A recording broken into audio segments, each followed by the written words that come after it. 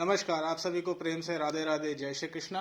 26 नवंबर 2023 Sunday का दिन और मैं आपके सामने आया हूं अपना नया वीडियो लेके अपने चैनल अमेजिंग जियो में।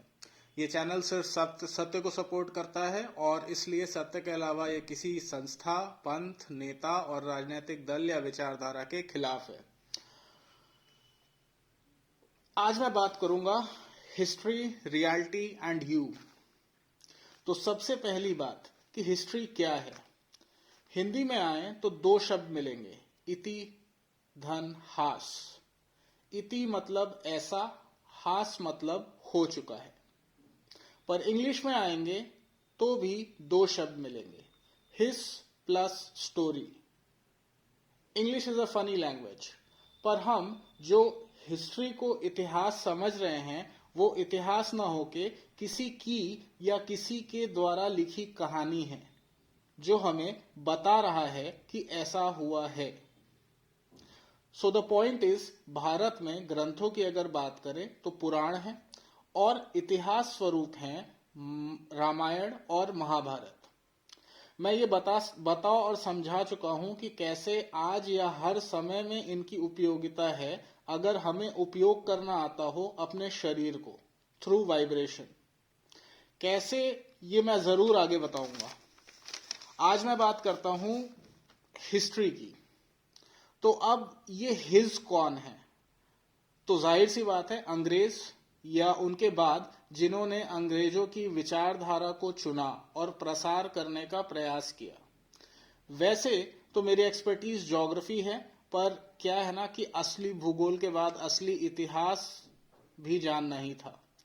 तो इस पोल खोल श्रृंखला में आज सब और सबको इंक्लूड करूंगा और आज मैं एंड करूंगा, जिससे आगे आपके सत्य के अनुभव को और रिफाइंड किया जा सके। भारत में अंग्रेज आए ईस्ट इंडिया कंपनी के नाम पे बिजनेस करने के लिए। भारत में सब कुछ इंडिपेंडेंट था, राज्य और व्यापार। राजा के संरक्षण और प्रोत्साहन से हर जगह की अपनी कुशलता और अपना तरीका था। धीरे धीरे कंपनी ने राजाओं से विशेष दर्जा लिया और फिर राज्यों पे कब्जा करना शुरू किया। इस तरह से कंपनी का राज हो गया, ब्रिटिशर्स का direct control east India company के थ्रू।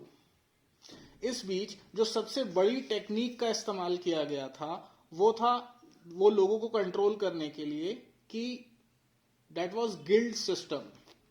मतलब कि जो इंडिपेंडेंट सिस्टम था ट्रेड का, वो अब एक जगह से कंट्रोल होगा।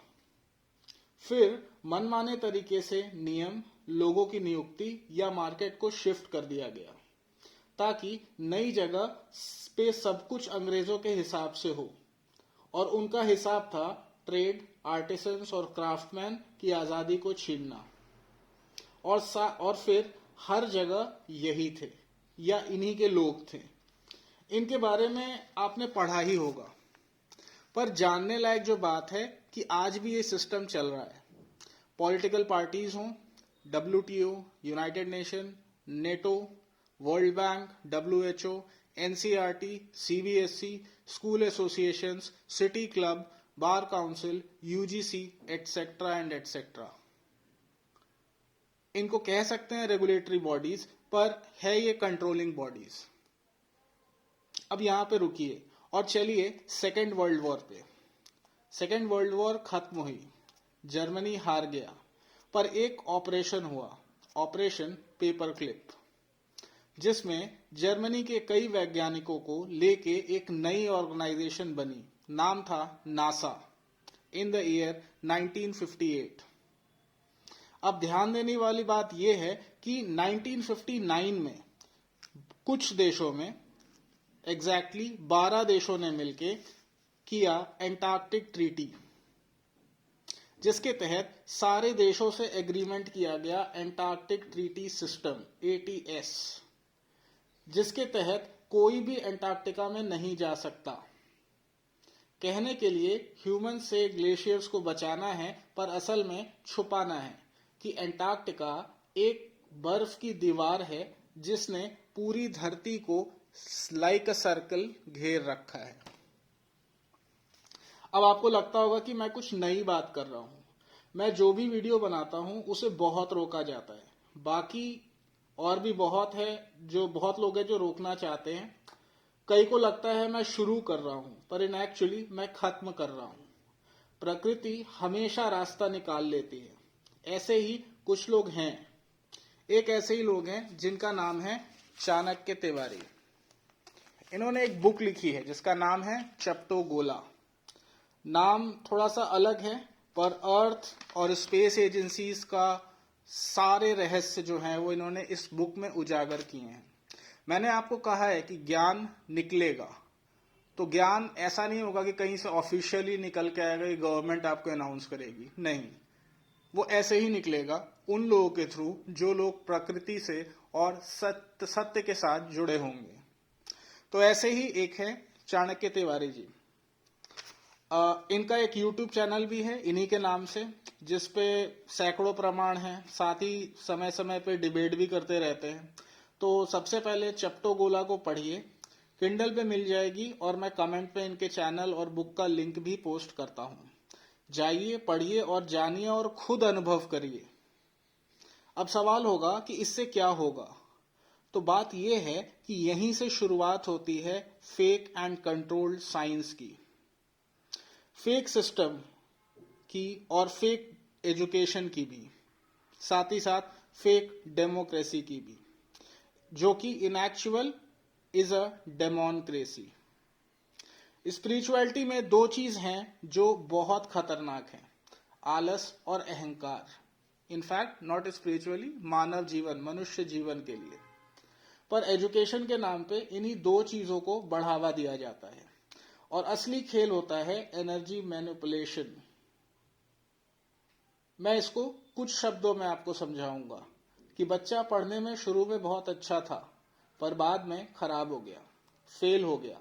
सबने बच्चे या माता पिता को दोष दिया, असल में उसे इमोशनली मैनिपुलेट किया गया। फिर बच्चा अचानक बीमार रहने लगा, कई ने सुसाइड कर ली, गलत संगत में गलत रंगत मिल गई, उसके आसपास का एनवायरनमेंट ऐसा कर दिया गया, अचानक डिप्रेशन में चला गया, फाइनेंशियल सिचुएशन फैमिली की या उसके आसपास की खराब कर दी गई, स्टीरियोटाइप किया गया, डिप्रेशन में चला गया, कहा गया कि इसका कुछ नहीं हो सकता, या किसी की बात नहीं सुनता। फिर आजकल तो प्यार भी हो गया और ब्रेकअप भी। घुमा फिरा के सिर्फ 100 में से एक बच्चा निकलेगा जिसके लिए सब तालियां बजाएंगे, क्योंकि यही बच्चे समाज में जाके गुलामी को आगे बढ़ाएंगे।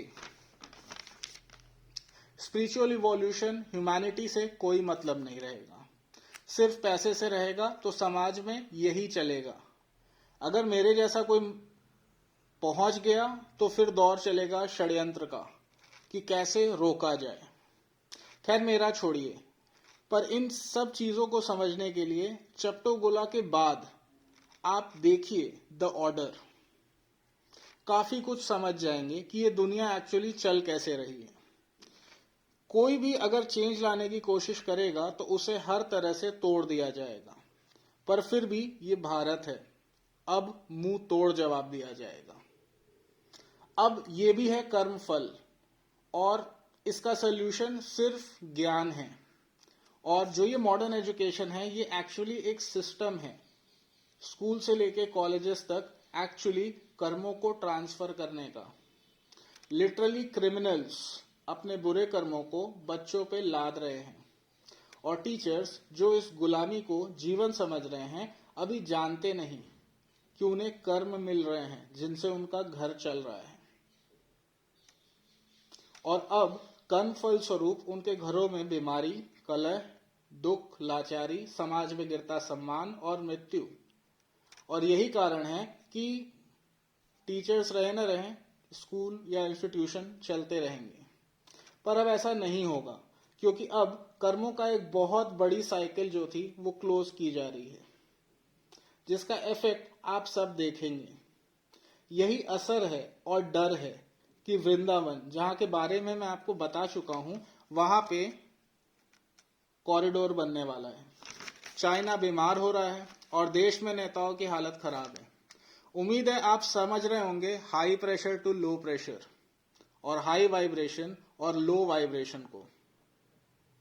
खैर, आज एक बहुत खास दिन है, दीपावली के साथ देव दीपावली, असली दिवाली के साथ वैकुंठ चतुर्दशी, पूर्णिमा और रविवार, सूर्यदेव का ज्ञान और चंद्रमा का सुख। इसके नाम पे एक दीपक आकाश की तरफ हाथ में रख के जलाएं और प्रार्थना करें कि आपको ज्ञान, सत्य और भक्ति प्राप्त हो।